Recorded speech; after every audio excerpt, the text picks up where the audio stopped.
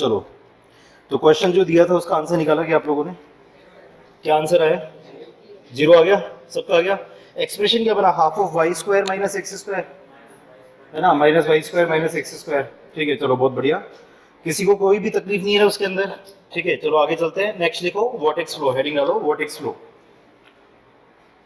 What is vortex flow, है ना। सबसे पहले तो वोर्टेक्स फ्लो होता क्या है उसको समझेंगे हम। मैंने बोला ना आपको इंजीनियरिंग को समझना आसान तो वैसे होता नहीं है, आसान बनाना पड़ता है।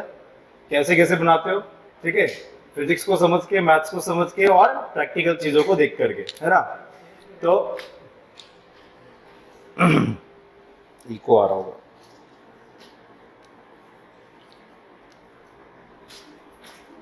हाँ, हेलो,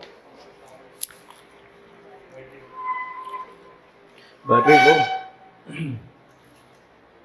क्या कर सकते हैं, चलो कोई बात नहीं, अपने पास में है बैकअप, है ना।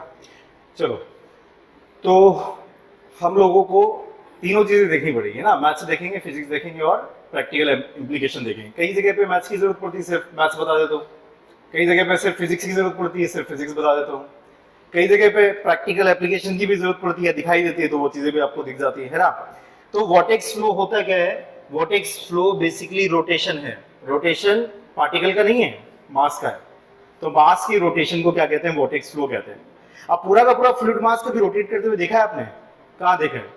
जो किचन का सिंक या किसी भी सिंक के अंदर जो पानी जाता है, घूमते घूमते घूमते उस हॉल में से चला जाता है, तो वो बेसिकली फ्लूइड मास का रोटेशन हो रहा है। फ्लूइड पार्टिकल का रोटेशन हो रहा है या नहीं हो रहा है वो अलग मैटर है, उसको तो आपने पढ़ ही लिया रोटेशनल और इरोटेशनल वाले टॉपिक के अंदर, है ना। तो अभी हम लोग देखेंगे कि फ्लूइड मास का जब रोटेशन होता है तो प्रेशर वगैरह कैसे वेरी करते हैं। और कभी रोटेशन करवाया आपने? आपने पानी की बाल्टी भरी होगी कभी नहाने के लिए, है ना, गर्मियों के समय। सर्दियों में तो हाथ लगाते डर लगता है ना। गर्मियों में क्या किया, सीधा बाल्टी में पानी डाला और ऐसे ऐसे ऐसे करके घुमाया। तो ऐसे घुमाते हैं तो होता क्या है बताओ जरा, क्या होता है? जो ये एक्सिस होती है, घुमाया या सिर्फ मैंने घुमाया है? सबने घुमाया ना, चलो बहुत बढ़िया। जो एक्सिस होती है उसको क्या कहते हैं? जैसे ये है पानी की जो बाल्टी है, उसके अंदर आपने सेंटर पर अपने हाथ को रखा और ऐसे ऐसे करके आप घुमा रहे हो उसको, ठीक है, पानी को। पानी रोटेट हो रहा है, बहुत अच्छा लग रहा है, ठीक है। साथ ही साथ में और क्या हो रहा है? क्या एक्सिस पर डेप्थ कम हो जाती है? पानी का जो लेवल होगा एक्सिस पर तो कम हो जाता है, और पानी जाता कहाँ है? साइड्स में चला जाता है ना। तो ये जो आकृति बनती है, वैसे मैं भी प्रूव करूंगा इसको, पैराबोलॉइड फॉर्म होगा। पैराबोला तो 2D फिगर है, और पैराबोला को यदि आप 3D में अगर रोटेट कर दे, घुमा दे इसको इस एक्सिस के अबाउट, तो जो फिगर बनता है उसको क्या कहते हैं? पैराबोलॉइड कहते हैं। जैसे सर्किल होता है, सर्किल रिंग को आपने ऐसे मार करके भी घुमाया होगा, बचपन में भी घुमाया होगा, अब भी घुमाते रहते होंगे, है ना। तो circle is a what? 2D figure. जब आप इसको ऐसे करके घुमा देते हो तो क्या होता है? वो स्फेयर की तरह नजर आता है ना, पूरा घूमते हुए जब नजर आता है तो स्फेयर नजर आता है। तो वैसे ही पैराबोला है, ये पैराबोला है। अगर आप एक्सिस के अबाउट अगर इसको घुमा दोगे, ठीक है, जैसे आप चूड़ी को घुमाते हो, रिंग को घुमाते हो, उसी तरीके से इसको घुमा दोगे, तो जो फिगर बनेगा, ठीक है, उसको क्या कहते हैं? पैराबोलॉइड कहते हैं। बात समझ में आ रहा है? तो जब आप वहां पर रोटेशन करते हो, ठीक है, पूरा का पूरा फ्लूइड मास जब रोटेट करते हैं, क्या हमने पावर दी है अपनी तरफ से? क्या हमने एक्सटर्नल टॉर्क अप्लाई किया है? तभी तो जाकर के घूम रहा है। लेकिन किचन सिंक में जो पानी घूमता है, क्या वहां एक्सटर्नल टॉर्क दिया है क्या? वहां तो नल खुला छोड़ा, अपने पानी घूमते घूमते घूमते घूमते अपने आप चला गया। तो दो कंडीशन बनती है, एक जब आप टॉर्क दो तो रोटेशन होगा फ्लूइड मास का, और एक वो जब आप टॉर्क नहीं दे रहे हो तब भी रोटेशन हो रहा है फ्लूइड मास का, है ना। तो दो केसेस यहाँ पर आएंगे वोर्टेक्स फ्लो में। मेरे हिसाब से वोर्टेक्स फ्लो होता क्या है, इसकी दिमाग में आपको इमेज बन गई होगी। जैसे वॉशिंग मशीन में भी पानी घूमता है, तो वो पावर सप्लाई करते हैं, उससे मैकेनिकल पावर में कन्वर्ट होता है, उसका जो बॉटम होता है, और उसके बाद में वो जो फ्लूइड होता है वो पूरा का पूरा रोटेट करता है। तो उसमें एक्सटर्नल पावर दी है क्या आपने? तो P is equal to what? Power का फॉर्मूला टॉर्क के साथ में क्या होता है? P is equal to 2 pi nt divided by 60। तो क्या एक्सटर्नल टॉर्क दिया है आपने? एक्सटर्नल टॉर्क दिया है। तो वॉशिंग मशीन में जो वोर्टेक्स फ्लो है, बेसिकली उसके अंदर हम टॉर्क देते हैं, एक्सटर्नली टॉर्क अप्लाई किया हुआ है। तो वोर्टेक्स में आपके दो केसेस आते हैं, एक तो आता है फ्री वोर्टेक्स फ्लो और दूसरा आता है फोर्स्ड वोर्टेक्स फ्लो, है ना। फोर्स्ड वोर्टेक्स फ्लो, पूरा नाम लिखना, यहीं से स्टार्ट करते हैं, नोट कर लो। वोर्टेक्स फ्लो कर दो, फ्री वोर्टेक्स फ्लो और दूसरा है फोर्स्ड वोर्टेक्स फ्लो, है ना। फ्री वोर्टेक्स फ्लो और दूसरा है फोर्स्ड वोर्टेक्स फ्लो। तो फ्री वोर्टेक्स फ्लो और फोर्स्ड वोर्टेक्स फ्लो में एग्जांपल अगर बात करें, फ्री के अंदर एग्जांपल काफी सारे जो एग्जांपल बताए, सिंक का एग्जांपल आप ले सकते हो, है ना। इसके अलावा आप यहाँ पे फोर्स्ड वोर्टेक्स फ्लो में एग्जांपल ले तो आप ले सकते हैं वॉशिंग मशीन का, ठीक है, कि वॉशिंग मशीन के अंदर जो पानी घूमता हुआ नजर आता है बेसिकली वो आपका फोर्स वोर्टेक्स फ्लो का एग्जांपल है, क्योंकि वहां पे एक्सटर्नली टॉर्क अप्लाई करते हो। तो यहाँ पे फोर्स वोर्टेक्स फ्लो हमेशा किसकी प्रेजेंस में होगा? एक्सटर्नल टॉर्क की प्रेजेंस में होगा, ठीक है। और यहाँ पे एक्सटर्नल टॉर्क कितना होगा? What is the external torque? This is 0। यहाँ आपको देना पड़ेगा कुछ ना कुछ टॉर्क, और यहाँ पर टॉर्क नहीं देंगे। बात समझ में आ गई? चलो, तो वोर्टेक्स फ्लो बेसिकली क्या है, इसको लिख भी लो। दिस इज द रोटेशन, किसका रोटेशन? फ्लूइड पार्टिकल का नहीं है, ध्यान रखना, बस फ्लूइड मास का है, ठीक है। Mass is the group of particles, ठीक है। तो rotation of the fluid mass is called the vortex flow. दो कंडीशंस बनती है, फोर्स वोर्टेक्स फ्लो या फिर फ्री वोर्टेक्स फ्लो। अब एक एक करके लिखो जरा। तो vortex flow, it is defined as vortex flow is defined as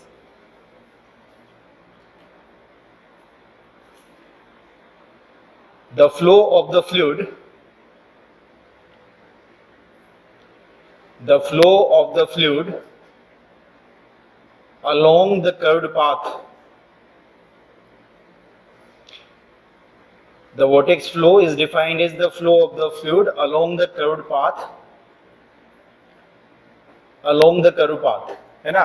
तो vortex flow में अगर आप ये इमेज भी रखते हो अपने दिमाग में तो भी ठीक रहेगा आपको, कि ये जो पूरा का पूरा फ्लूइड मास है वो ऐसे रोटेट करेगा, और अगर आप किसी पर्टिकुलर पार्टिकल पर अगर आप नजर रखोगे तो वो बिल्कुल उसी ओरिएंटेशन में रहेगा, ना तो वो डिफॉर्म करेगा, मतलब डिफॉर्म करेगा ना करे, बात यहाँ पे हो रही रोटेट नहीं करेगा, है ना। तो खुद की एक्सिस पे हाँ रोटेट भी कर सकता है, ठीक है। रोटेट करे या ना करे हमको उससे मैटर है ही नहीं, है ना। मैटर हमने वो पहले देख लिया है कि रोटेशनल और रोटेशनल को कैसे जज करते हैं, ठीक है। उसके लिए ओमेगा जेड बनाया था आपने 1/2 del v by del y और del u by del x वाली टर्म, है ना, del u by del y वाली टर्म। चलो, तो यहाँ पर बेसिकली पूरा का पूरा फ्लूइड मास यहाँ पर अगर किसी कर्व को फॉलो कर रहा है या फिर वो पूरा का पूरा फ्लूइड मास यदि रोटेट कर रहा है तो इसको क्या कहते हैं? वोर्टेक्स फ्लो कहते हैं। तो एक डेफिनेशन तो लिख ली आपने, वो क्या है कि फ्लूइड अगर फ्लो करे और वो किसी कर्व में करे तो उसको क्या कहते हैं? वोर्टेक्स फ्लो कहते हैं। नोट करो। और you can say the flow of the rotating mass of fluid, the flow of the rotating mass of the fluid, the flow of the rotating mass of the fluid, the flow of the rotating mass of the fluid is known as vortex flow, is known as the vortex flow. Two types of vortex flows are there. Two types of vortex flow are there. The first one is the forced vortex flow, second one is the free vortex flow. किसी को भी पहले लिख लो, कोई दिक्कत नहीं, ठीक है। दो तरीके की यहाँ पे vortex flow है, free vortex flow and forced vortex flow। चलो, बहुत पहले हमने एक कंसेप्ट देखा था, प्रेशर मेजरमेंट, याद है क्या आप लोगों को? प्रेशर मेजरमेंट का पहला कंसेप्ट क्या था? पास्कल्स लॉ था, ठीक है, कि प्रेशर हाइड्रोस्टेटिक कंडीशन में सेम होता है, ठीक है। अगर आप किसी भी पॉइंट पर प्रेशर मेजर करोगे तो वो किसी भी डायरेक्शन में सेम होता है प्रेशर, अगर हाइड्रोस्टेटिक कंडीशन बनती है तो। इसके अलावा हमने कुछ और कंसेप्ट भी बताए थे। वो कंसेप्ट क्या थे? प्रेशर नीचे जाने पर बढ़ता है, रोजियत से ऊपर जाने पर घटता है ना। और वहां मैंने डिफरेंशियल इक्वेशन बनाई थी, क्या थी वो? Del P by del Z is equal to, अगर आप नीचे की तरफ जा रहे हैं तो प्लस रोजी, है ना। और अगर आप इसी इक्वेशन को ऊपर की तरफ लिखते हुए यदि आप ले रहे हो, यानी कि z ऊपर की तरफ यदि आपका बढ़ रहा है तो this is equal to minus rho g, है ना। तो नोट कर लो, इस इक्वेशन को वापस नोट करो, ये ऑलरेडी हमने देखा हुआ है, बॉक्स में नोट कर लेना साइड में, है ना, ये हमने देखा हुआ है। और मैंने बोला था कि रेडियल वेरिएशन भी प्रेशर का हो सकता है, वो मोशन के समय हम देखेंगे, है ना। तो अब हमारा, ठीक है, यहाँ पर जो कंसेप्ट चलेगा वो रेडियल वेरिएशन को देखने का है कि प्रेशर रेडियल डायरेक्शन में जाने पर प्रेशर वेरी कर सकता है ना। तो ध्यान देना, ये पूरा का पूरा फ्लूइड फ्लो है, ठीक है, ये फ्लूइड मास है ना, रोटेटिंग फ्लूइड मास है जो कि फ्लो कर रहा है, ठीक है। This is the rotating fluid mass which is flowing. देखो जरा, अब यहां पर मान लेते हैं कि ये किसी रेडियल डिस्टेंस आर पर है, let's say this radial distance is R, ठीक है। और यहां पर थोड़ा सा और आगे गए, this is equal to D R, ठीक है, या डेल्टा आर बोल दो आप, this is equal to delta R. यहां पर हम लोग एरिया लेंगे, एक छोटा सा एलिमेंट लेंगे, ठीक है, ये वाला एरिया लिया, लेट्स से कि this area is equal to a, है ना, लेट्स से कि this area is equal to delta है, ठीक है, ये डेल्टा ए के बराबर है। सुनना जरा ध्यान से, आप वो जो किचन सिंक में भी एग्जांपल ले रहे हो तो जैसे वो होल जो है वो सेंटर पॉइंट हो गया, यहाँ पर इसके अबाउट वो रोटेट कर रहा है ना, ये पूरा का पूरा फ्लूइड मास आप इमेजिन करो। ये छोटा सा मैंने यहाँ पर एक फ्लूइड मास ले लिया है, this is my controlled volume, ये मेरा कंट्रोल्ड वॉल्यूम है जिस पर आप स्टडी कर रहे हैं। यहाँ जो प्रेशर लग रहा है उस प्रेशर को मैंने P मान लिया, तो यहाँ जो प्रेशर होगा उसको लिखवा सकते हो कि आप P plus del P by del X multiplied by dx, है ना। और x की जगह क्या लिखेंगे, कौन सी डायरेक्शन है, r, तो इसको क्या लिखवाओगे आप लोग मुझे, P plus del P by del r multiplied by dr, है ना, मल्टीप्लाइड बाई dr। चलो लिखो, यहाँ तक लिखो, बहुत बढ़िया है ना। काफी सारी मैथ्स की एप्लीकेशन फिजिक्स आप समझते हुए चल रहे हो, क्योंकि मैंने बोला था बार बार आएगी, है ना, तो आप अच्छे तरीके से इनको समझ लो।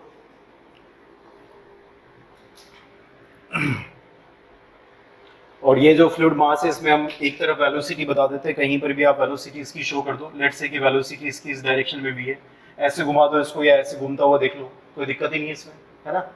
तो वेलोसिटी v है।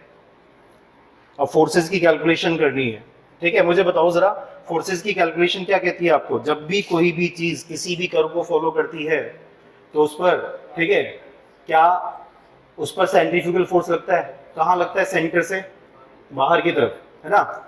नॉर्मल एक्सेलरेशन बेसिकली अंदर की तरफ आता है। देखो वेलोसिटी में डायरेक्शंस के कारण, ठीक है, वेलोसिटी में मैग्नीट्यूड के कारण जो यहाँ पर चेंजेस आएंगे वो तो आपका टेंजेंशियल एक्सेलरेशन होगा, और ये घूमने के कारण जो डायरेक्शंस के कारण जो चेंजेस आ रहे हैं वो नॉर्मल एक्सेलरेशन कहलाता है। नॉर्मल एक्सेलरेशन सेंटर की तरफ आता है, तो न्यूटन के हिसाब से एक्सेलरेशन के अपोजिट डायरेक्शन में फोर्स लगता है, तो बाहर की तरफ जो फोर्स लगेगा वो कितना लगने वाला है, वो लगने वाला है mv² डिवाइडेड बाय r। बात समझ में आती है, mv² डिवाइडेड बाय r लगने वाला है। तो इक्वेशन लगाएंगे कहां पर, इस कंट्रोल्ड मास पर, इस कंट्रोल्ड वॉल्यूम पर हम इक्वेशन लगाएंगे। कौन सी इक्वेशन, फोर्स इक्विलिब्रियम, इसका रेडियल डायरेक्शन में फोर्स इक्विलिब्रियम लगाओ, ठीक है। तो हम कौन सी इक्वेशन लगाने वाले हैं, summation of all the forces in the radial direction equals to 0। लिखो जरा, summation of all the forces in the radial direction equals to 0। तो कैसे लिखवाओगे बताओ जरा, आप लोग बताओ। आप इसको लिख सकते हो कि टोटल यहाँ पर फोर्स कितना है, तो this is equal to P plus, ठीक है ना। यहाँ पर आप इसको यदि लिखे तो इसको आप ऐसे देखो, फोर्स लिखने के दो तरीके होते हैं आपके पास में। देखो अंदर की तरफ एक्सेलरेशन A नॉर्मल एक्सेलरेशन कहलाएगा, ये फ्लूइड मास का अंदर की तरफ एक्सेलरेशन आता है। और अगर आप इसका फोर्स बना दोगे तो आप सीधे सीधे इस फोर्स को इस फोर्स के साथ जोड़ दो, बराबर इतना कर दो, या तो ऐसे कर दो, या फिर आप क्या कर सकते हो, force equals to mass into acceleration, ये लगा सकते हो। तो अंदर की डायरेक्शन में नेट फोर्स निकालो, तो अंदर की डायरेक्शन में नेट फोर्स कितना है, बाहर वाला फोर्स ये वाला माइनस अंदर वाला फोर्स प्रेशर के कारण, है ना। इन दोनों का जब डिफरेंस ले लेंगे तो मास इनटू एक्सेलरेशन के बराबर हो जाएगा, या तो ये लगा लें। तो दोनों ही चीज समझ गए क्या, एक्सेलरेशन के अपोजिट डायरेक्शन में या तो फोर्स देख लो तो 1, 2 और 3 फोर्स आने वाले हैं। Pressure multiplied by area is the force, pressure multiplied by area is the force, ये वाला फोर्स, तो तीनों फोर्स मिलकर के टोटल बराबर 0 करना है। या तो तरीका ये है, या फिर दूसरा तरीका क्या है कि आप अंदर की तरफ नेट फोर्स निकाल लो, तो इस फोर्स में से इस फोर्स को घटा देंगे तो आपके पास में क्या आ जाएगा, that is equal to mass into acceleration, यानी कि अंदर की तरफ mv² डिवाइडेड बाय r। ठीक है, चलो लगाओ जरा, समेशन f इक्वल्स टू 0 लगवा रहा हूं मैं आपसे, बताना जरा क्या लगाएं। तो यहां पर हो जाएगा आपके पास में ये वाला फोर्स लिख दे पहले, P मल्टीप्लाइड बाय डेल्टा, ठीक है, minus P plus del P by del r multiplied by delta r, ठीक है, multiplied by delta r multiplied by delta a, ठीक है। दिस इज इक्वल टू या फिर अभी एक फोर्स और जोड़ो, क्योंकि समेशन f इक्वल्स टू 0 कर रहा हूं मैं, तो है ना। ये वाला फोर्स लिख दिया, ये वाला फोर्स माइनस साइन के साथ लिख दिया, ये न्यूटन के हिसाब से बाहर की तरफ फोर्स लगेगा, तो इसको क्या लिखें, प्लस, तो this is equal two plus, ठीक है। तो m को हम लिख सकते हैं जैसे डेंसिटी वगैरह, ठीक है, या फिर चलो लिख देते हैं, तो ये हो जाएगा density multiplied by volume. What is the volume, तो आप इसको लिख सकते हो delta A multiplied by delta are. लगभग इसको रेक्टेंगल मान लो, ये डेल्टा आर है, ये डेल्टा ए है, ठीक है। तो आपके पास में यहाँ पर वॉल्यूम आ जाएगा इतना, तो ये मास आ गया क्या, density multiplied by volume is the mass multiplied by v² divided by r। Equation आपकी ये है, जो कट रहा है उसको काटो, जो बच रहा है वो फाइनली बताओ कि क्या बचा आपका। Del P by del r वाली इक्वेशन आपको निकालनी है ना, तो P डेल्टा है, this first term will cancel out, ठीक है। और इक्वेशन में बचा क्या है देखो जरा, तो इक्वेशन को सेपरेट कर लेते हैं, del P by del r multiplied by delta a multiplied by delta R, minus sign था उधर भेज दिया, दिस इज इक्वल टू 0 कर लेना है ना, the net force, the total force is equal to 0, ठीक है, and this is equal to how much, पहली टर्म को इधर उधर भेज दिया, ये वाली टर्म, ठीक है, तो that is equal to rho multiplied by delta A delta R multiplied by V square divided by R, सही लिखा गया। ये जो टर्म है delta A delta R cancel out करो, तो क्या बच गया, del P by del R is equal to rho we square divide by R. Very important equation. अभी तक मैंने बात नहीं करी किस बात की, कि फोर्स्ड है या फ्री है, इसके डेरिवेशन में कहीं पर भी कोई कंडीशन नहीं लगाई है ना, तो दोनों में ही ये कंडीशन वैलिड होगी। तो प्रेशर का रेडियल डिस्टेंस के साथ में वेरिएशन कैसे है, आंसर है rho we square divide by r, नजर आ रहा है, rho we square divide by r. अब आगे चलते हैं, तो नोट कर लेना, this equation is valid for both, है ना, this equation is valid for both, ठीक है, this equation is valid for both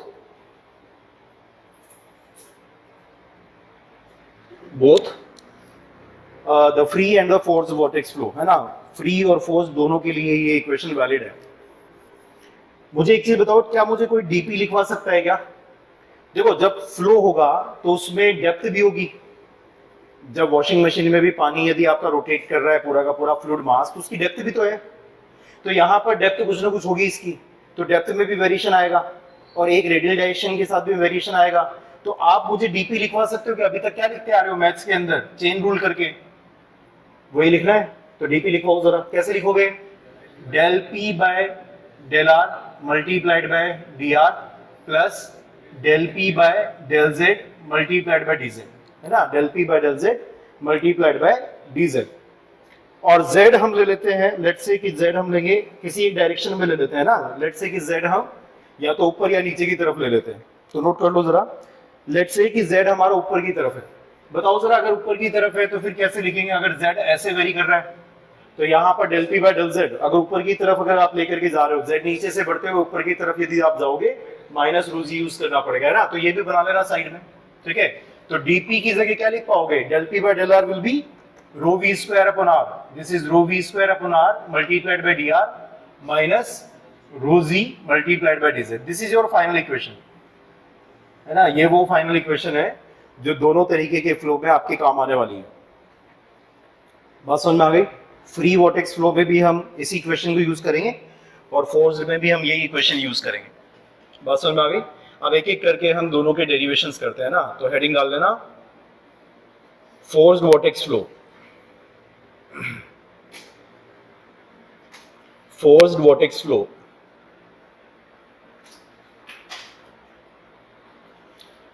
एक छोटी सी चीज बताना जरा, छोटा सा ऑब्जर्वेशन, ये पंखा भी घूम रहा है ना, इसको सप्लाई दे रहे हैं हम, पावर दे रहे हैं, एक्सटर्नल पावर मिल रही है इसको, तभी घूम पा रहा है। गर्मियों के दिनों में ना गाँव में जैसे बिजली चली जाती है या कहीं बाहर बैठे तो एक वो बिजली आती थी, पंखा आता था, उसको ऐसे घुमाते रहते थे।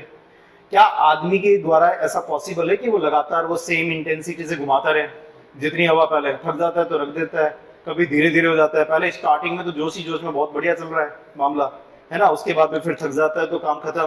तो ध्यान देना, जब भी आप एक्सटर्नल पावर देते हो तो आप एक अजम्पशन लोगे कि जो ओमेगा होगा, जो एंगुलर वेलोसिटी होगी, वो कांस्टेंट होगी। बात सुनना आ गई क्या मेरी? चीजें समझ ली? ये सब है ना, क्योंकि एक्सटर्नल पावर दे रहे हैं आप, मशीन से देते हैं, तो उसमें ओमेगा को कांस्टेंट मानना है ना। तो हेडिंग डाल लो फोर्स्ड वॉर्टेक्स फ्लो, हेडिंग डालो forced vortex flow, forced vortex flow, है ना। फोर्स्ड वॉर्टेक्स फ्लो में आपके पास में ना दो इमेजिन, दो चीजें आप इमेजिन कर सकते हो। एक तो वो बाल्टी वाला एग्जांपल दिया था मैंने आपको कि बाल्टी में पानी भरा हुआ है, आपने अपना हाथ अंदर डाला उसमें और उसको घुमाना शुरू किया, तो आपने एक्सटर्नल एनर्जी दी तभी जाकर के वो रोटेट हो रहा है ना। तो उसके अंदर अगर मैं ये बाल्टी बना लूं यहाँ पर, है ना, लेट्स से कि ये हमारा ये कंटेनर है और इसमें ये पानी था, ठीक है। फिर गौतम ने क्या किया, इसमें गर्मी का समय चल रहा था, इसने कहा कि तो थोड़ा सा खेल लेते हैं, ठीक है। तो इसने इसमें इस एक्सिस पर, है ना, इस एक्सिस पर इसने हाथ डाला और डालने के बाद में इसने इसको घुमाना शुरू किया, ठीक है। तो कुछ ऐसे घुमा, है ना, ध्यान देना, कुछ इस तरीके से घुमा। थोड़ा सा इसको और मैं करेक्ट बना लेता हूँ, क्योंकि यहाँ पर एक छोटी सी मैथ्स आती है, इक्वेशन आती है, वो ये कहती है कि जितना डाउन जाता है उतना ही ऊपर भी जाता है ना। एक छोटी सी इक्वेशन है, ठीक है, इसको चाहे हम प्रूव करें या ना करें, आप लोग ध्यान देना। जब भी आप फोर्स वोर्टेक्स फ्लो के अंदर इस कंडीशन को देखोगे तो जितना इसने गड्ढा बनाया था इनिशियल लेवल से जितना नीचे गया था, साइड्स में जो पानी जाएगा वो उतना ही ऊपर चला जाएगा। कंडीशन क्या है, लेकिन ये ऐसा होना चाहिए आपका, है ना, कि ये इनफाइनाइट लेंथ का मान करके चलो, पानी बाहर नहीं गया अभी तक, तो इस कंडीशन में एक्स और वाई बराबर चलते हैं ना, एक्स और वाई बराबर चलते हैं। मैं अपना जेड किस तरफ ले रहा हूँ, मैं जेड ले रहा हूँ ऊपर की तरफ, है ना, हम ले रहे हैं जेड ऊपर की तरफ, है ना, जेड इस तरफ ले लिया, और ये हम यहाँ पर इसको कांस्टेंट एंगुलर वेलोसिटी से इसको घुमाएंगे, है ना। तो नोट कर लो, फोर्स वोर्टेक्स फ्लो, उसका सेटअप बनाना मैंने स्टार्ट कर दिया। हेडिंग डालो, फोर्स्ड वोर्टेक्स फ्लो। वो वाला फिगर भी बना लेना, उसमें थोड़ी सी और चीजें मैं अपडेट करता रहूंगा डेरिवेशंस के दौरान। अभी फिलहाल आप लिखो, it is defined as the type of vortex flow, it is defined as the type of vortex flow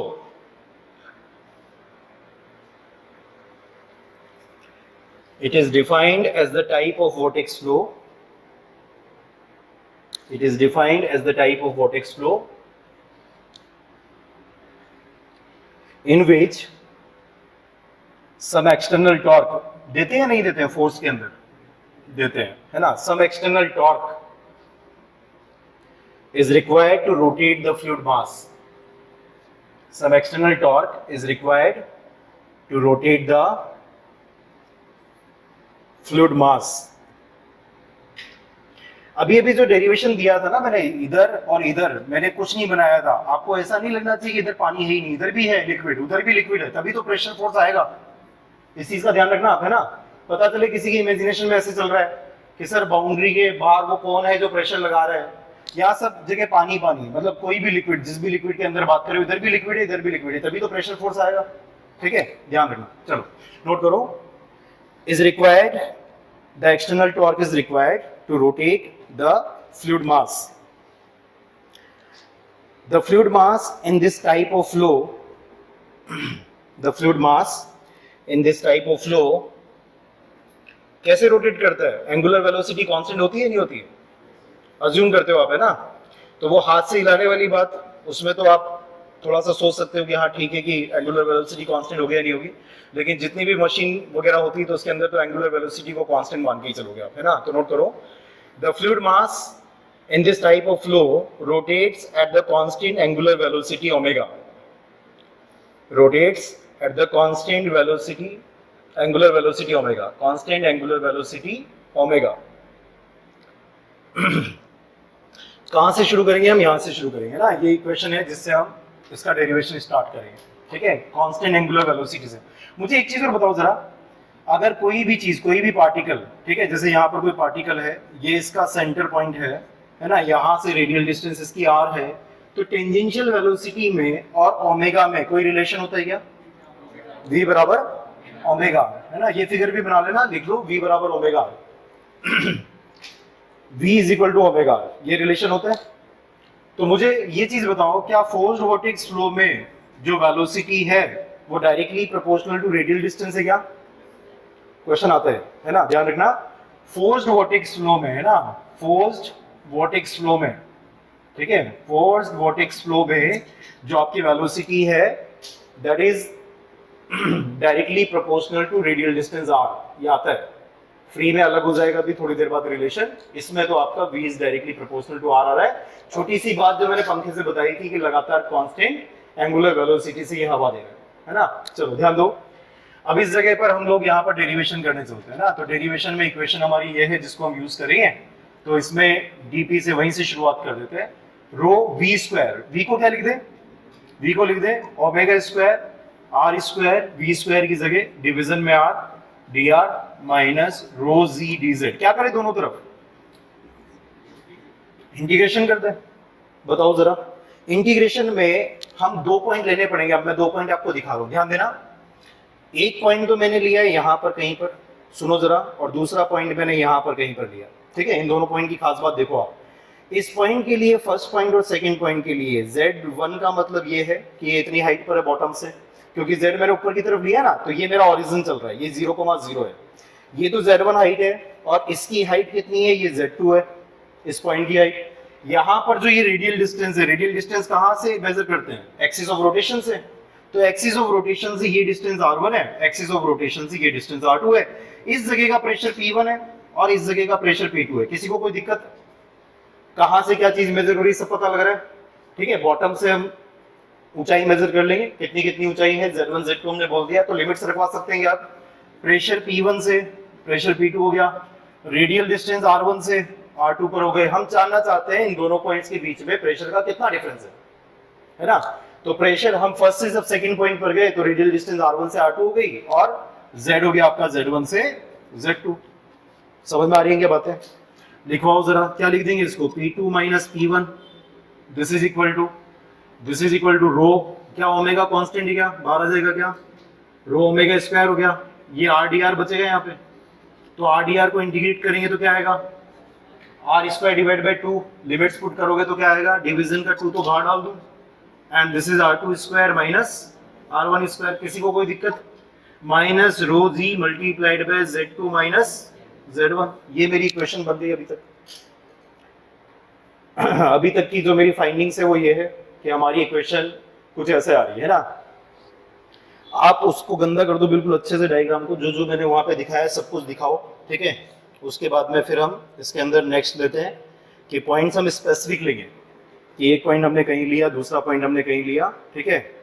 अभी तो मैंने कैसे लिया, जनरल पॉइंट्स लिए, कहीं पर भी किसी भी जगह पर अगर उस रोटेटिंग फ्लूइड मास में अगर आप पॉइंट्स लेते हो तो वो पॉइंट मैंने यहाँ पर लिए थे। अब मैं स्पेसिफिक पॉइंट लूंगा, है ना। ध्यान दो, डायग्राम बना लिया ये वाला। इस डायग्राम में बहुत सारी चीजें हैं। जेड किस डायरेक्शन में जा रहा है, पहली इंपॉर्टेंट चीज, उसी के कारण माइनस रोजी लिखा था आपने। अगर आप डाउनवर्ड ले रहे होते तो प्लस रोजी आता, है ना। उसके अलावा सिलेंड्रिकल टैंक है ये, ऑब्वियसली सिलेंड्रिकल टैंक है। रेडियल डिस्टेंस यहाँ पे अगर इसका सिलेंडर की डायमीटर देखें या रेडियस देखें तो इसको मैं कैपिटल आर बोल देता हूँ अभी, है ना। ये कैपिटल आर बोल दो। जो भी कंटेनर था, सिलेंड्रिकल कंटेनर था, कैपिटल आर उसकी ये डिस्टेंस है। ये मैंने बातों बातों में बोला तो था कि ये पैराबोलॉइड बनेगा। अभी मैं इसको प्रूव करूंगा थोड़ी देर में, है ना। ध्यान दो, अभी ऐसा करते हैं, जो भी मैंने ये यहाँ पर ये पॉइंट्स लिए थे, है ना, इसको मैंने जनरल पॉइंट लिया था। अब ऐसा करते हैं कि इनको थोड़ा सा, ठीक है, इन पॉइंट्स को हम देख करके लेते हैं कि कहाँ लेना है। देखो ये वाली बात हमेशा ट्रू है जब तक बाहर पानी नहीं जा रहा है। ये इनिशियल लेवल से जो डेप्थ बनेगी और ये जो डेप्थ है ये बराबर होगी जब तक पानी बाहर नहीं जाएगा, ठीक है। इसके पीछे मैथ्स लगती है, मैं आपको प्रूव भी करवा दूंगा, है ना। देखो ध्यान दो, अभी आपका जो कंसेप्ट चल रहा है ना वो इस बात पे चल रहा है कि हम पहला और दूसरा पॉइंट जनरल लेते हैं तो इक्वेशन ये है। अब हम ऐसा करते हैं, पहले पॉइंट को तो यहाँ ले लेते हैं और दूसरे पॉइंट को इस जगह पर ले लेते हैं। बात समझ में आ रही है? मैंने कहा लिया है, पहला पॉइंट तो हमने कहा लिया है एक्सिस पर, पहला पॉइंट तो हमने r बराबर 0 पे लिया है। और r बराबर 0 के साथ में एक चीज और नजर आनी चाहिए आपको, कहाँ है, ये बॉटम पर है बिल्कुल। ये जो फ्री सरफेस बनी है इसके बॉटम पर है। देखो अब आपकी जो लिक्विड की जो ओरिजिनल सरफेस थी ना, ये तो रहेगी नहीं। जब आप इसको रोटेट करवा रहे हो तो आपके पास में ये वाली सरफेस रहेगी। प्रैक्टिकली आप इमेजिन भी कर सकते हो, वो हाथ डाल करके जो आपने उसको घुमाया था पानी को, है ना। तो आपके पास में जो डेप्थ सेंटर पर अवेलेबल है वो तो Z1 है, और जो मैक्सिमम डेप्थ जो आपकी बाउंड्री पर अवेलेबल है वो Z2 है। अब मैं इसको Z1 Z2 कह दूंगा। इसके लिए, इस पॉइंट के लिए R1 कितना, 0, और इस R2 के लिए कितना, कैपिटल R। बहुत बढ़िया। अब एक चीज और बता दो मुझे, P1 और P2 कितना होगा? दोनों पॉइंट सरफेस पर है तो P1 और P2 दोनों 0 होंगे। क्यों? क्योंकि गैस टर्म्स में एटमॉस्फेरिक प्रेशर 0 होते हैं। बहुत बढ़िया। तो रखें जरा, दिस इज 0, दिस इज 0 गया। R2 की जगह पर क्या लिख देंगे, कैपिटल R। R1 की जगह 0। Z2 माइनस Z1 क्या देगा? देखो ध्यान दो, ये Z2 माइनस Z1 क्या ये डेप्थ ये वाली दे देगा, यहां से यहां तक की जो डेप्थ है ये दे देगा Z। तो Z में इसको बोल रहा हूं, दिस इज Z, ठीक है। जितना बड़ा आपका ये फिगर बना है इसकी जो डेप्थ है ये Z है ना। चलो ध्यान दो, अब इधर से इक्वेशन मेरी देखना जरा, इस इक्वेशन को, ठीक है, कि ये मुझे फाइनल रिजल्ट क्या दे रही है।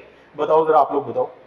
This is equal to 0 is equal to कितना, rho divided by 2 omega square multiplied by r square लिख दूं क्या, माइनस रोजी मल्टीप्लाइड बाय z लिख दूं क्या।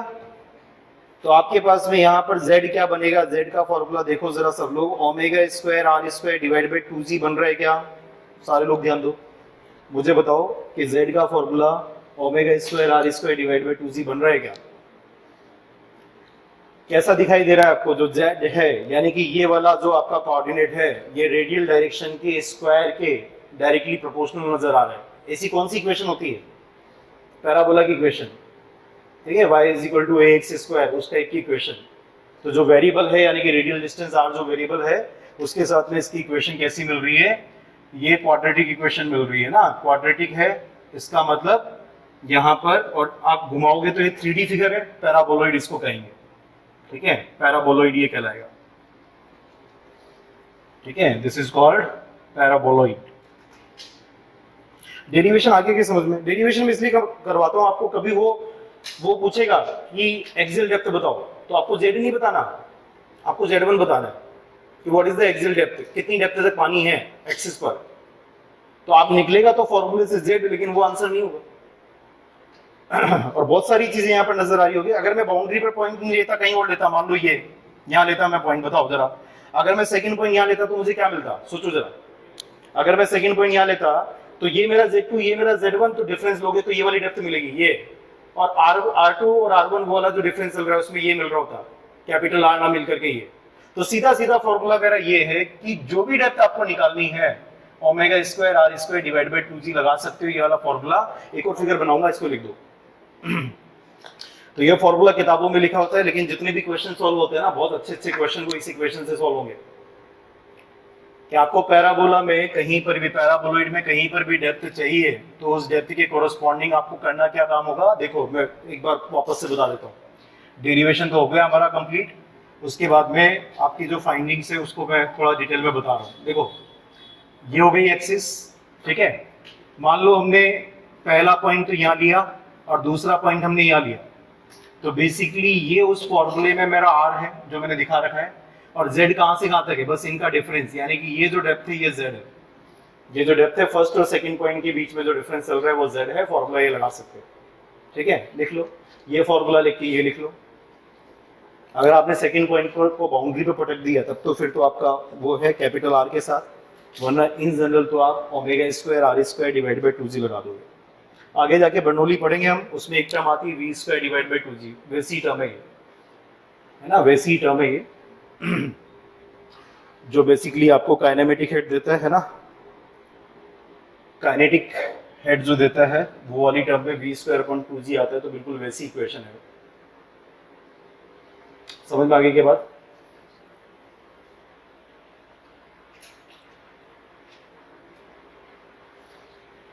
आगे चलें।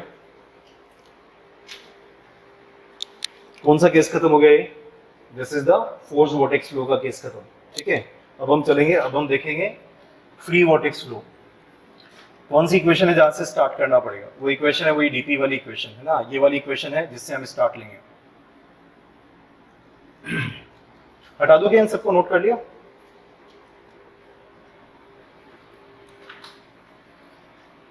आप क्लियर कट लिख लेना, जितना डेप्थ आपका नीचे जाता है एक्सिस पर उतना ही साइड्स में ऊपर चला जाता है ना, एक्स और वाई बराबर थे, ठीक है।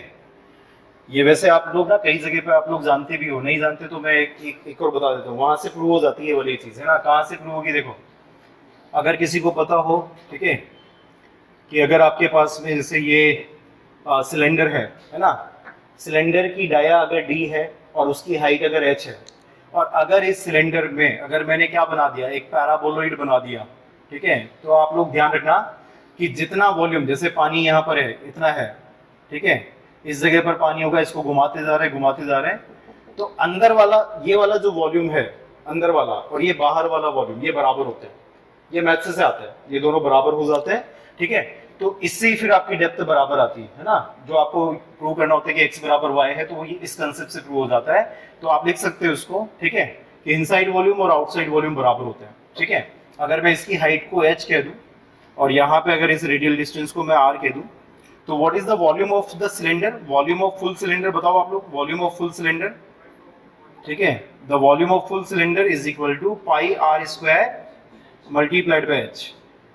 यहां पर क्या होगा, जैसे मान लो ये ओपन था ना, ऊपर से खुला हुआ था, अगर आप इसको रोटेट करोगे और फुल भरा हुआ था ये, सोचो जरा, इमेजिन करो, ये इनिशियली फुल था, है ना, इनिशियली ये फुल था, तो आधा पानी बाहर चला जाएगा जब ये एक्सपोज हो जाएगा।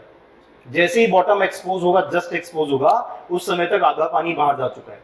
बात समझ में आ गई? छोटे छोटे क्वेश्चन जो एग्जाम में पूछे जाते हैं ना। तो वॉल्यूम ऑफ फुल सिलेंडर तो इतना है। What is the volume of air? अब यहाँ पे एयर है क्या? अगर आपको बताना what is the volume of air, ठीक है, that is equal to pi r square h का आधा, है ना, पाई आर स्क्वायर एच का आधा।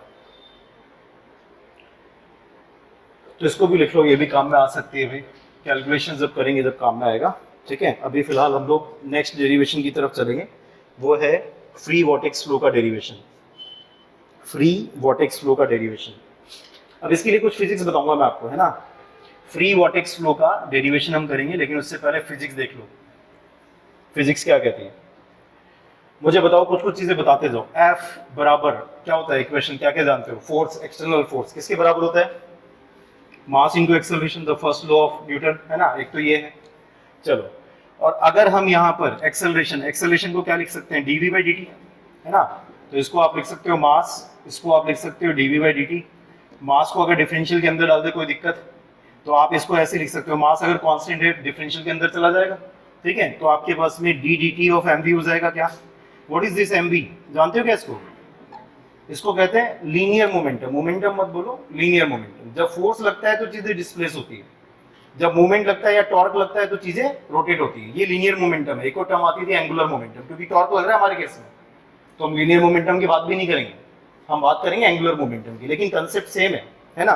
तो देखो जरा, अगर आपके पास में अगर फोर्सेज लग रहे हैं तब तो आप ये वाली इक्वेशन लगाते हो, ठीक है। फोर्सेज जब लगते हैं तो चीजें डिस्प्लेस होती है ना, वेलोसिटी वगैरह आती है, लीनियर वेलोसिटी आती है। और जब आपके पास में टॉर्क लगेगा, टी जब लगेगा, तो क्या चीजें आएंगी? रोटेशंस आएंगे, है ना। यहाँ पर फ्लूइड मास इसीलिए तो रोटेट कर रहा था आपका, ठीक है। टॉर्क लगेगा तो चीजें रोटेट होती है। तो टॉर्क की इक्वेशन क्या होती है? व्हाट इज द टॉर्क की equation? Force multiplied by perpendicular distance. अब टॉर्क, अब एक चीज समझना जरा, यहां पर पूरा कंसेप्ट बता देता हूं, पहले समझो जरा। आप लिख सकते हो फोर्स को डीपी बाई डी, ठीक है। अब अगर मैं कह दूं कि एक्सटर्नल फोर्स अगर जीरो है, if the external force is not acting, तो उसका मतलब है एफ को जीरो लिख दो। और एफ जीरो लिखने का मतलब क्या है? डीपी जीरो हो गया। और डीपी जीरो होने का मतलब क्या है? पी कांस्टेंट हो गया। तो इसको क्या कहते हैं? Conservation of momentum. ये जो कंसेप्ट आता है, कब आता है कंजर्वेशन ऑफ मोमेंटम? जब एक्सटर्नल फोर्स जीरो हो। अगर किसी भी ऑब्जेक्ट पर एक्सटर्नल फोर्स नहीं लग रहा है तो कंजर्वेशन ऑफ मोमेंटम वहां पर लगेगा। बात समझ आ रहा है? आगे जाकर के हम देखेंगे इस टॉपिक को बहुत अच्छे से, ठीक है। आपके बैंड पाइप का जब बैंड वगैरह होते हैं, फोर्सेस वगैरह जब पाइप पे लगते हैं, तब यही इक्वेशन लगाने वाले हो आप, ठीक है। ध्यान देना। तो सुनो मेरी बातों को ध्यान से। एक्सटर्नल फोर्स अगर एब्सेंट होता है, यानी कि एक्सटर्नल फोर्स प्रेजेंट नहीं है, तो फोर्स जीरो होने के कारण आप बोल देते हो लीनियर मोमेंटम कंजर्व रहता है। क्या बोलते हो? मोमेंटम मत बोलो, लीनियर मोमेंटम कंजर्व रहता है। और जब एक्सटर्नल टॉर्क, सोचो जरा, जब एक्सटर्नल टॉर्क यदि जीरो हो तो उस टाइम पर एंगुलर मोमेंटम आपका कंजर्व रहता है। Angular momentum will conserve. And what is the angular momentum? Mvr, है ना। एंगुलर मोमेंटम एमवीआर टर्म को कहते हैं, नोट कर लो। एंगुलर मोमेंटम एमवीआर होता है और ये कंजर्व रहेगा, यानी कि कांस्टेंट रहेगा। ये पूरा नोट कर लेना है ना। वैसे फोर्सेस का यहाँ पे कोई रोल नहीं है, लेकिन फोर्स और टॉर्क, इन दोनों चीजों को ढंग से समझो। जब भी फोर्स लगाते हो तो चीजें डिस्प्लेस होती है, जब भी टॉर्क लगाते हो तो चीजें रोटेट होती है ना। सारी कहानी स्ट्रक्चर्स वगैरह में भी यही चलती है आपकी, बेंडिंग मूवमेंट के समय, एक्सियल फोर्सेस के समय, सोम में आपका यही कंसेप्ट चलता है ना। तो ध्यान से समझते हुए चलो। एक्सटर्नल टॉर्क अगर जीरो है, लिख लेना पूरा, है ना, मैंने लिखा नहीं है, सिर्फ समझाया आपको। अगर रोटेशंस हो रहे होते हैं तो टॉर्क लग रहा होता है डेफिनेटली, ठीक है। तो एक्सटर्नल टॉर्क अगर जीरो है, मान लो एक्सटर्नल टॉर्क अगर जीरो है, तो एंगुलर मोमेंटम कंजर्व रहेगा। इसका मतलब एमवीआर कांस्टेंट रहेगा, है ना। लिख लो एंगुलर मोमेंटम यानी कि एमवीआर विल बी कांस्टेंट। तो दो अलग अलग केसेस बताए मैंने, रोटेशंस के समय क्या होता है और डिस्प्लेसमेंट के समय क्या होता है।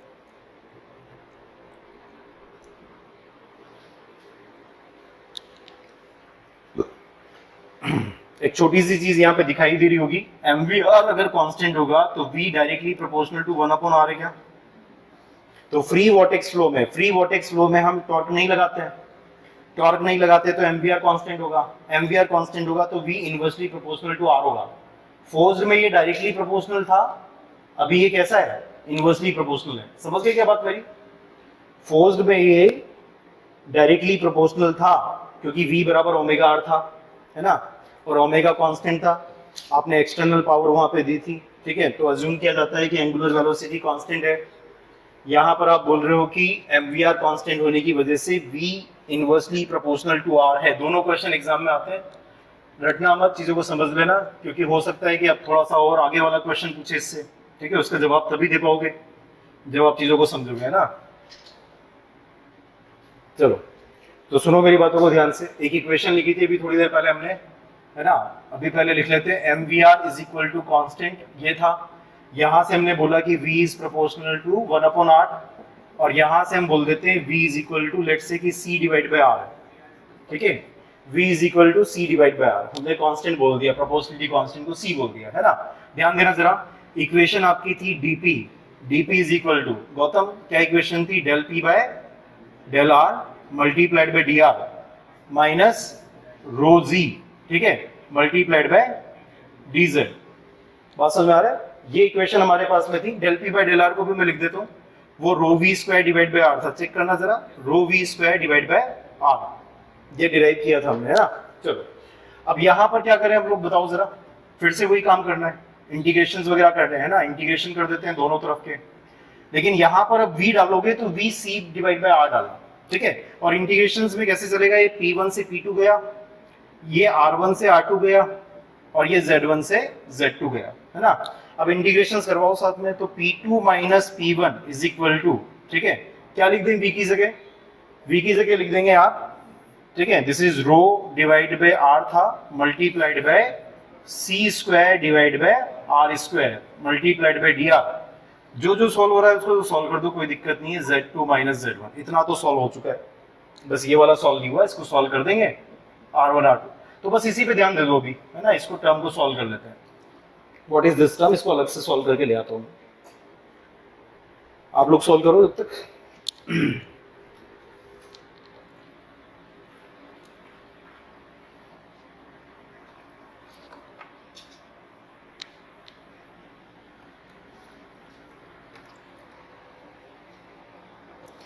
बताओ देखें, इस वाली टर्म को अगर मैं अलग से सॉल्व करता हूं तो मुझे रिजल्ट क्या मिलेगा, यहां पे लिख देंगे रो सी स्क्वायर, डिवीजन में है आर क्यूब को अगर इंटीग्रेट करते हो तो डिवीजन में आर क्यूब है, r raise to the power -3, है ना, इंटीग्रेट करोगे तो यहां पर आ जाएगा r raise to the power -2, और डिवीजन हो जाएगा -2 से, और लिमिट लग जाएगी r1 से r2, है ना। तो ये वाली जो टर्म है आपके पास में, ये आ जाएगी -1/2, ठीक है, या माइनस को भी हटा दो, 1/2, ठीक है, 1/2 rho c square divide by r1 square minus rho c square divide by r2 square. देखना जरा ये आ रही है क्या, लिमिट एक्सचेंज कर दिया आपने माइनस साइन बेस करके, तो r1 पहले लिख दिया, r2 बाद में लिख दिया, ठीक है।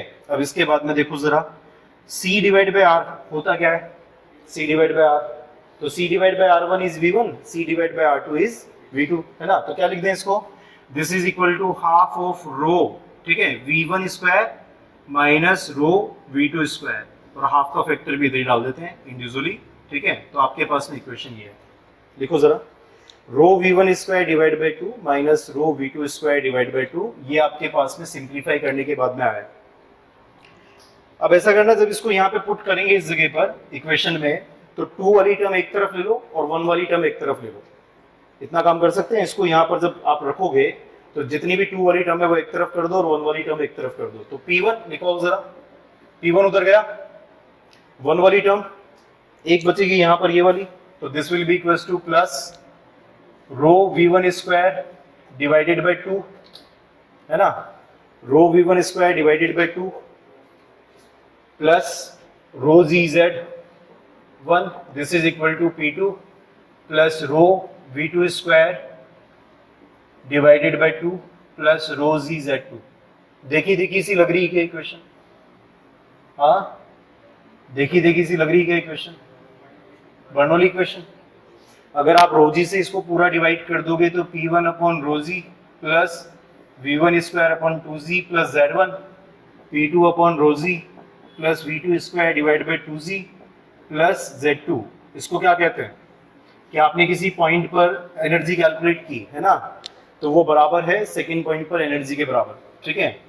तो वैसे तो ये किसका रिजल्ट है, आंसर होगा आपका फ्री वॉर्टेक्स फ्लो का रिजल्ट है, ठीक है, फ्री वॉर्टेक्स फ्लो का आपका रिजल्ट है। तो free vortex flow basically Bernoulli equation ही है ना, कि बर्नौली इक्वेशन में जैसे आप एनर्जीज की जो टर्म होती है उसको बराबर करते हैं तो वो इक्वेशन ही यहाँ पर आती है। आप बर्नौली अगर नहीं जानते तो घबराने की जरूरत नहीं है, अभी बर्नौली होगा सब कुछ, है ना। तो आप तो अभी तो फ्री वॉर्टेक्स फ्लो का रिजल्ट देख लो, आपको ये काम करना पड़ेगा कि किन्हीं भी दो पॉइंट्स के बीच में जब फ्री वॉर्टेक्स फ्लो हो रहा है तो उस पॉइंट पर आप ये तीन चीजें कैलकुलेट करो, दूसरे पॉइंट पर आप तीन चीजें कैलकुलेट करो, ये दोनों बराबर होंगी, इसी से आपको सारे रिजल्ट्स मिलेंगे, है ना। बर्नौली तो मैं आगे सिखाऊंगा आपको। रिजल्ट समझ में आ गए क्या? सिंपल फिजिक्स अगर आती है ना तो कहानी आसान हो जाती है, प्रैक्टिकल व्यू रखो, उसके बाद में बस इसको सॉल्व कर दो, ठीक है। क्वेश्चंस करते हैं, देखें।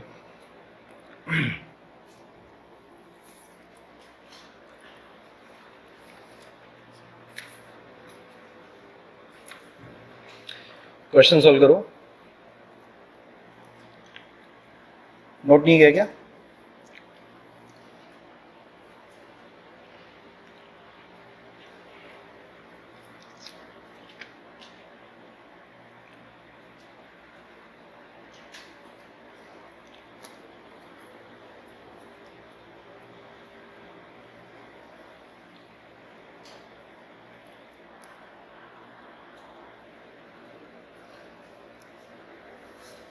हो गया? लिखो, क्वेश्चन लिखो। An open circular cylinder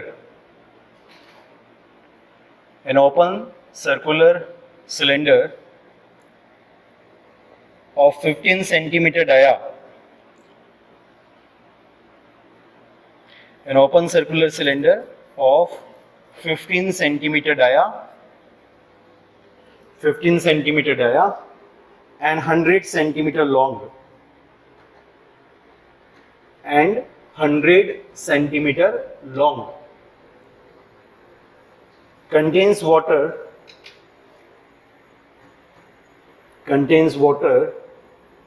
up to the height of 80 centimeter, contains water up to the height of 80 centimeter। कितना खाली?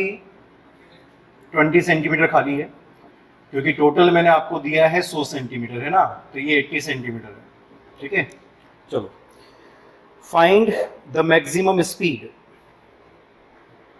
फाइंड द मैक्सिमम स्पीड, आपको बताना है कि कितना मैक्सिमम स्पीड रखें इसकी, ठीक है। Find the maximum speed at which the cylinder is to be rotated, find the maximum speed at which the cylinder is to be rotated about the vertical axis, find the maximum speed at which the cylinder is to be rotated about its vertical axis so that, अब यहां पे जो so that है ना, ये आपका कुछ भी क्वेश्चन बना सकता है, जैसे वो बॉटम एक्सपोज हो जाए, ठीक है, बॉटम पर आपको इतना बड़ा एरिया एक्सपोज हो जाए, वो एरिया दे देगा तो रेडियस निकल जाएगी, है ना। उसने अभी इस क्वेश्चन में तो बोला है so that the water, ठीक है, वाटर, नो वाटर स्पिल्स, है ना, so that no water spills, बाहर नहीं जाए वाटर, है ना। और आपको आंसर देना है आरपीएम में, इस टॉपिक के अंदर आप आंसर आरपीएम में देना। ध्यान दो, ओमेगा को आरपीएम में कैसे लिखेंगे? What is omega? Omega is basically radian पर सेकेंड, है ना, रेडियन पर सेकेंड के अंदर आप ओमेगा लेते हो, है ना। और यदि आप इसका ओमेगा का फॉर्मूला देखें तो basically D theta divide by dt होता है कि कितना एंगल में चेंज आया, ठीक है, टाइम के कोरोस्पॉन्डिंग, तो उसको ओमेगा कहते हैं। ध्यान दो, अगर आपको नंबर ऑफ रिवोल्यूशंस दिए हुए हैं, ये आते हैं नंबर ऑफ रिवोल्यूशंस किसमें? पर मिनट के अंदर, ठीक है, तो लिख लो n होता है number of revolution per minute, ठीक है, पर मिनट। तो नंबर ऑफ रिवोल्यूशन अगर n है तो एंगल कितना हो जाएगा? 2πn। बात समझो जरा, अगर आप किसी चीज को घुमा रहे हो तो घुमाने की जो रेट है ना, वो दो तरीके से शो की जाती है, या तो ओमेगा से शो कर देते हैं या फिर नंबर ऑफ रिवोल्यूशंस पर मिनट से कर देते हैं। इस टॉपिक में जनरली क्वेश्चन इस यूनिट पे चलता है ना, number of revolutions per unit में चलता है। तो अगर आप एंगल्स निकाले कि कितना एंगल वो रोटेट कर गया 1 मिनट के अंदर, तो 2πn आ जाएगा। अगर मान लो 2 चक्कर लगा दिए पूरे, तो 2π मल्टीप्लाइड बाय 2, है ना। और ये पर मिनट में है, पर सेकंड में निकालोगे तो 60 हो जाएगा। क्या ये कन्वर्ट हो गया रेडियन पर सेकंड में? इसी को क्या कहते हैं, इसी को ओमेगा कहते हैं। तो ये ओमेगा का फॉर्मूला है 2 पाई n डिवाइडेड बाय 60, है ना, नोट कर लो, omega equals to 2 pi n divided by 60। मुझे बताओ ओमेगा जब जब भी आपको निकलवाने के लिए बोले या दिया रखा हो, तो क्या ये फोर्स वोर्टेक्स फ्लो वाला केस है क्या? सुनो मेरी बातों को ध्यान से, फ्री वोर्टेक्स फ्लो में ओमेगा की बात ही नहीं करेगा, है ना, तो फोर्स वोर्टेक्स फ्लो में ही ओमेगा की बात होगी, ठीक है। तो यहाँ पे ओमेगा दिया हुआ है, ठीक है, या निकालना है, तो आप बेसिकली इसको समझ जाओगे कि ये फोर्स वोर्टेक्स फ्लो वाला केस है। और अपने क्लास के अंदर जो डेरिवेशन दिया था z is equal to omega square r square divide by 2z, है ना, ये इक्वेशन हम लगाने वाले हैं। अब इसमें हमारे पास में फ्रीडम कहाँ तक है, देखो बिल्कुल हल्का हल्का घुमाओगे ना तो धीरे धीरे डेप्थ बढ़ती जाएगी, जैसे घुमाया फिर और तेज घुमाया तो डेप्थ बढ़ती चली जाएगी। तो जैसे ही ये यहाँ पर वाटर को टच करे वहीं तक रुकना है क्या बस आपको? बॉटम पर कितना जाएगा, ये जितना 20 इधर है उतना ही बॉटम पर ये चला जाएगा, तो ये 20 सेंटीमीटर हो जाएगा। तो बताओ जरा यहाँ से यहाँ तक की जो डेप्थ ऑफ पैराबोलॉइड, इसको क्या कहते हैं, this is called the depth of paraboloid. अभी तक नहीं लिखा तो लिख लो कहीं पर, है ना। अगर आपसे ये पूछे कि डेप्थ ऑफ पैराबोलॉइड बताओ तो आपको z बताना है, ठीक है। तो z यहाँ पर क्वेश्चन के अंदर कितना गिवन है, ये आपका 40 सेंटीमीटर है। तो यहाँ z की जगह पर तो आप 40 रख दो, सेंटीमीटर्स में है इसलिए डिवाइड बाय 100 ये मीटर में आ जाएगा, ओमेगा r, ठीक है। आप r को रख दो, r कितना है, व्हाट इज r, कितना दिया था मैंने क्वेश्चन में? अच्छा 15 सेंटीमीटर की डाया दे रखी है मैंने आपको, ठीक है। तो 7.5 सेंटीमीटर हो जाएगा, ठीक है। आर को रखते समय मीटर में जरूर कन्वर्ट करवा लेना भाई, ठीक है, ध्यान रखना, क्योंकि जी डालोगे 9.81 तो मीटर और सेकंड में काम करना ही है ना, मीटर्स में काम करवा लेना। यहाँ से ओमेगा आ गया, ओमेगा कितना है 37.35, है ना, ओमेगा आ गया 37.35, तो यहाँ से n निकाल लो फिर, सही है। जो n की वैल्यू है वो है 356.66, 356.66। What is the unit? RPM. R का मतलब, आरपीएम में आर का मतलब कभी भी रेडियंस नहीं होता, ध्यान रखना, रिवॉल्यूशंस माना जाएगा। अगर वो बोल दें कि capital N is equal to 200 radians per minute, तब तो वो रेडियंस में बोला हुआ है, वरना आरपीएम शॉर्ट में यदि बोला हुआ है तो उसको हमेशा रिवॉल्यूशंस पर मिनट मानना, ठीक है। हो गया क्या खत्म, सबको समझ में आ गया? छोटी छोटी बातें कि भाई फोर्स का पता कैसे लगा, ओमेगा से पता लगेगा, ठीक है। चलो, और जब भी रोटेटरी फ्लूइड मास होगा ना, रोटेटरी फ्लूइड मास, तो उसके अंदर आपके ये फोर्स वोर्टेक्स फ्लो या फिर फ्री वोर्टेक्स फ्लो के कंसेप्ट लगेंगे, है ना, नोट करो।